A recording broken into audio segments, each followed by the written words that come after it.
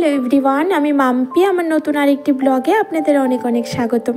আশা করছি আপনারা সবাই অনেক ভালো আছেন, সুস্থ আছেন, আর আমরাও ভালো আছি। আজ হলো রবিবার, ঘড়ির কাঁটার সময় এখন 8টার মতো। ঘুম থেকে উঠলাম, ছেলেটার আগে পড়া ছিল, সকাল সকাল ও ঘুম থেকে উঠে গেছে 6টার দিকে।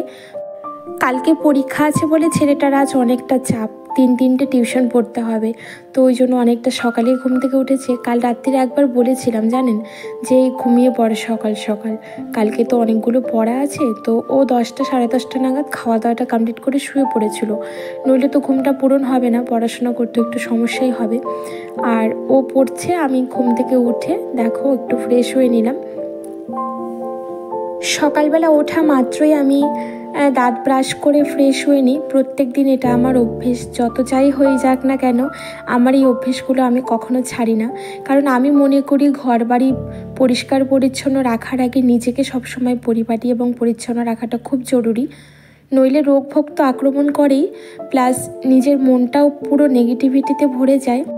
একটা টিউশন পড়া হয়ে গেল, 6টা থেকে পড়া ছিল, আর স্যার যাওয়া মাত্রই আমি ওর জন্য একটু ব্রেকফাস্ট বানিয়ে নিলাম চটজলদি। ওই তো আজকেও একটু পনির চাও করে দিয়েছি, সঙ্গে লাল চা দিলাম আর বিস্কিট দিলাম। আসলে মাঝে মাঝে ওকে আমি লাল চাটা দিয়ে থাকি একটু এনার্জি পাওয়ার জন্য, কারণ এত তো পড়া ও একটু বোরিং ফিল করে, তাই আমার মনে হয় একটু যদি লিকার চা খায় তাহলে হয়তো এনার্জিটা ফিরে পাবে। যদিও এই ধরনের কোনো কিছুই হ্যাবিটস করা একদম ভালো না, চাই বলুন আর কফি বলুন, অভ্যেস তো একটা দাঁড়িয়ে যায়। তো এই যে ওকে দিয়ে দিলাম, আর আমি ভেতরে গেলাম না, ও পড়ছিল পড়ুক, আর তারপরে সোজা ওপরের ঘরে এসে আমি থাইরয়েডের ওষুধটা খেয়ে নিয়েছি। আর এবারে একটু ডাস্টিংয়ের কাজগুলো করব। ছেলের রুমটা আসলে অনেক দিন যাবৎ পরিষ্কার করা হয়নি, আর ওই খাটের মধ্যে প্রচুর পরিমাণে ধুলো পড়ে, যেহেতু এটা ডার্ক ব্রাউন কালারের, ধুলোগুলো যেন খুব ভালোভাবে বোঝা যায়। আর নোংরা থাকতে তো আমি একদমই পারি না, এটা আমার খুব বাজে অভ্যেস, বলবো না ভালো অভ্যেস জানি না বন্ধু। আমার হাজব্যান্ড সকালবেলা চাটা খেয়ে বাজারের দিকে বেরিয়েছে। আজকে যেহেতু রবিবার, তো চিকেন মাটন যাই হোক না কেন কিছু হবে, মাছ খাবো না। ফ্রিজের ভেতরে 3-4 রকমের মাছ পড়ে রয়েছে, কিন্তু খাওয়ার ওই সুযোগই হচ্ছে না। আমাদের বাড়িতে যদি 3-4 পদ বেশি করে ফেলি তাহলে কেউ তো খায় না, পুরো তরকারিগুলো নষ্ট হয়। ওই জন্য আমি খুব একটা যে আমড়ো চামড়ো রান্না করি তাও না, ওই 2-3 পদের মধ্যেই থাকার চেষ্টা করি। আর যদি সবজিপাতি একটু বেশি রান্না করে ফেলি তাহলে আমাকেই খেতে হয়। সামান্য একটু মুছতে গিয়ে পুরো খাটটাকে আমি মুছে ফেললাম ঝকঝকে তকতকে করে। আর আমি কলিন কিংবা কোনো হোমমেড ক্লিনার দিয়ে খাটটাকে পরিষ্কার করলাম না, জাস্ট ন্যাতাটাকে আমি একটু জলে ধুয়ে নিয়েছি আর কটকট করে চিপড়ে নিয়েছি, একটু ড্যাম ভাব রয়েছে, ওটা দিয়ে সুন্দর করে ঘষে পরিষ্কার করে নিলাম। বেডশিটটাকে আর চেঞ্জ করলাম না, যদিও এই ঘরে কেউ ঘুমোয় না, সেই জন্য বেশি চেঞ্জ করতেই হয় না, নোংরা ভীষণ কম হয়। জাস্ট আমি রাত্রিবেলা বসে এডিট করি, এইটুকুই, যার গোলু মাঝে মাঝে একটু স্টাডি করে, তো এর বেশি কিছুই না, কেউই ঢোকে না সারাদিন এই ঘরে, ওই জন্য আর চেঞ্জ করলাম না। বর্ষার দিন তো এমনিতেও যতই কমফোর্ট দিয়ে কাছি না কেন জামা কাপড়, একটা কেমন ড্যাম বাজে একটা সোদা গন্ধ ছাড়ে, তো সেই গন্ধটার জন্য জামা কাপড়গুলো কেচে দিতে হয়। টেবিলের ওপরের এই ছানাপোনাদের আমি অনেক দিন যাবতই রোপণ করেছি, কিন্তু খুব একটা গ্রো করছিল তা না, আসলে জলে ভিজিয়ে না রেখেই ডিরেক্ট আমি মাটিতে পুঁতে দিয়েছিলাম, তো এখন দেখছি একটু পাতাটাতে বেরিয়েছে। টেবিলটা যখনই আমি পরিষ্কার করতে আসি তখন এই লাইটটাকে আমি চাপড়ে জ্বালিয়ে নিই, খুব ভালো লাগে, ছোটোবেলায় একটু হারিয়ে যাই। আর খুব ছোটোবেলায় যে শক্তিমান দেখতাম আমরা, খুব আগ্রহ সহকারে, খুব প্রিয় ছিল শক্তিমান, ওই শক্তিপুঞ্জ হাতে করে নিয়ে যেত। এখন একটা ভাবি যে এই সেই লাইট যেটা হাতে নিয়ে শুটিংটা করেছিল, আর আমরা ভাবতাম যে সত্যিই বোধহয় পৃথিবীটাকে নিয়েছে। তো ডাস্টিংয়ের কাজ কমপ্লিট হয়ে গেছে, আর এইবারে নিচের ঘরে এসেছি, রান্নাবাড়ি। সবার প্রথমে আমি একটু মিক্সি করে নেব, তার জন্য মশলাটা রেডি করছি। প্রতিদিনের মতো ওই নর্মালি মশলা, আদা জিরে লঙ্কা ধনে এই তো দিয়েছি, সঙ্গে একটা গোটা টমেটো দিয়ে দিয়েছি, আর ওটাকে ব্লেন্ড করব একটু সাইডে রেখে দিয়ে। এবারে দেখো কিছু মশলা আমি ঢেলে নেব। রান্নাঘরের সোনা যাকে বলে, হীরা মুক্তা, তো এই পোস্ত, আর জেকের পোস্তটাই আমি ইউজ করি, এটা সব থেকে বেস্ট মনে হয় আমার। অনেক রকমের ব্র্যান্ডেরই পোস্ত খেয়েছি, কিন্তু জেকের পোস্তটা আমার সব থেকে ফ্রেশ আর ভালো লাগে এখনও অবধি। তো সেই জন্য পোস্তটা বাড়ন্ত হয়ে গেছিলো বলে আমার হাজব্যান্ডকে গতকালই আনতে বলেছিলাম, আর এনেছিল, আমি আর ঢালার সময় পারিনি, তো আজকে ফটাফট ঢেলে নিলাম। আর এইদিকে সর্ষেটাও আমার বাড়ন্ত হয়ে গেছিলো, সর্ষেটাও ঢেলে নিলাম। আর আমি যে খোলা একটা সর্ষে ইউজ করি, যেই দোকানটা থেকে নিয়ে আসি, এই সর্ষেটা পুরো ঝেড়ে ধুয়ে শুকিয়ে দেন প্যাকেট করা, এত ভালো যে আমাকে আর ধুতে হয় না, একদম পরিষ্কার ঝকঝকে। কাজ করতে করতে সময় যেন তীরের বেগে এগিয়েই চলেছে, কিন্তু আমি এখনও ব্রেকফাস্ট করার সময় পেলাম না। ছোটোবেলার দিনগুলো ভালো ছিল, সকাল থেকে রাতের রুটিনটা সম্পূর্ণ আলাদা ছিল। আর এখন দেখো সংসার জীবনে যে রুটিন কীরকম নিজেও বুঝে পাই না। খাওয়া দাওয়ারই ঠিকঠাক সময় পাচ্ছি না, এমন অবস্থা কখনো কখনো হয়ে যায়। ভাবলাম নিজে খাবো, করতে করতে বাজার চলে আসলো, বাজারগুলো গুছিয়ে রাখতেও একটা সময় লাগে। তারপরে চিকেনটা বাইরের কলতলা থেকে ধুয়ে আনলাম, ধুয়ে নিয়ে একটু হালকা ম্যারিনেশন করে সমস্ত সবজিগুলোকে কেটে নিলাম। আর আজকে না কমলির শাক এনেছে, তো কমলির শাকটাও একটু ভালো করে কেটে চুপড়ে চুপড়ে ধুয়ে নিলাম, বালু থাকে যেহেতু। আর ইতিমধ্যে ভাতটাও হয়ে গেছে, ভাতটাকেও নামিয়ে নেব। তো এবারে ভাবছি ভাতটাকে নামানোর পর আমি একটু খেয়ে নেব, অনেক ক্ষুধা লেগে গেছে। আজকে শুধু চিকেন আর কমলির শাকটাই ভাজা করব, আর কিছুই রান্না করব না। প্রচণ্ড পরিমাণে গরমে বেশি কিছু রান্নাবাড়ি করলে খেয়ে হজম করতে পারবো না।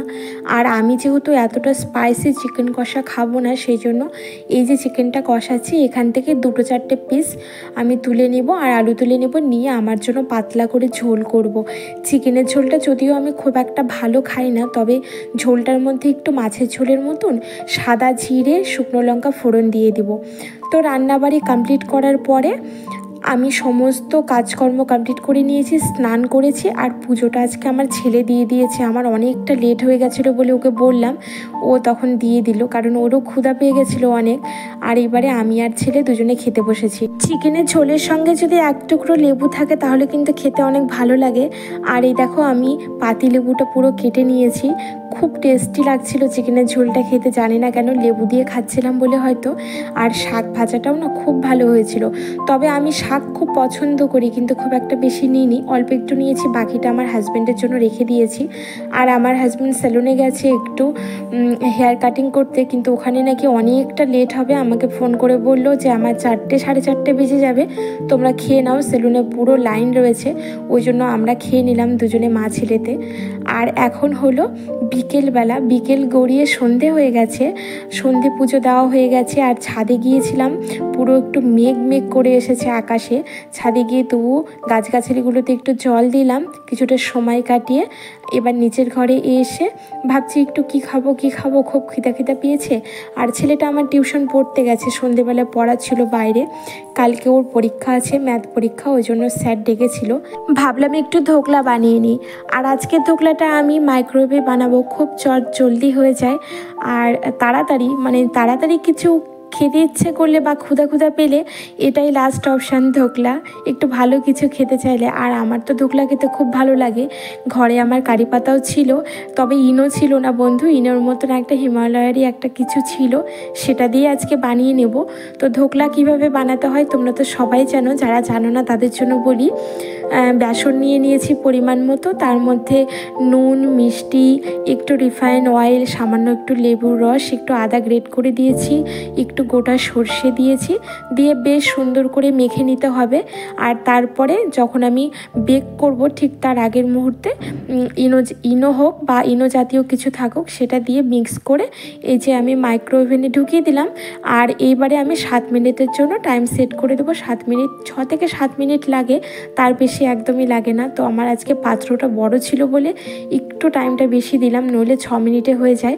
আর ঠিক 7 মিনিট পরে দেখো আমার ধোকলা পুরো রেডি, পুরো ফুলে একদম ডাবল হয়ে গেছে, আর উপরটা ফেটেও গেছে। আর এই দেখো হয়ে গেছে পুরোপুরি, চামচটা একদম ক্লিন বেরিয়েছে।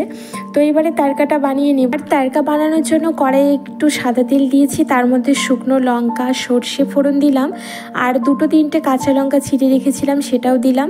কারি পাতা তো চড়বড় করে আসবে তেলের মধ্যে, তারপরে সামান্য একটু জল দিয়ে দিয়েছি, আর পরিমাণ মতন একটু মিষ্টি আর একটু নুন দিয়েছি, লেবু লেবুর রসও দিয়েছি একটু। এবার এটা ভালো করে জাল হোক, জাল হয়ে ফুটে গেলে নামিয়ে দেব, খুব বেশি ঘন করব না। আর এই দেখো বন্ধু, আমার তরকাটা একদম রেডি। তবে নিচের দিকটা একটু লেগে গেছিলো, কারণ আমি কি করেছিলাম বলো তো, তরকাটা বের করার পরপরই আমি ফ্রিজ আপ করেছিলাম, যেহেতু খুব তাড়াতাড়ি খাবো, ছেলে টিউশন থেকে চলে আসলেই খেয়ে নেব। তবে যাকে ভেঙে গেলেও কোনো অসুবিধে নেই, খেতে তো দুর্দান্ত হয়েছিল। আর তোমরা তো দেখতেই পেলে বন্ধুরা কতটা সফট হয়েছে। এইভাবে কিন্তু তোমরা বাড়িতে খুব সহজে চট জলদি ধোকলা বানিয়ে খেতেই পারো। খুব হেলদি এবং খুব টেস্টিও লাগে। যারা পছন্দ করো, আর যারা কারি পাতার ফ্লেভার পছন্দ করো না, দেবে না। তবে চলো বন্ধু, আজ আসি, টাটা।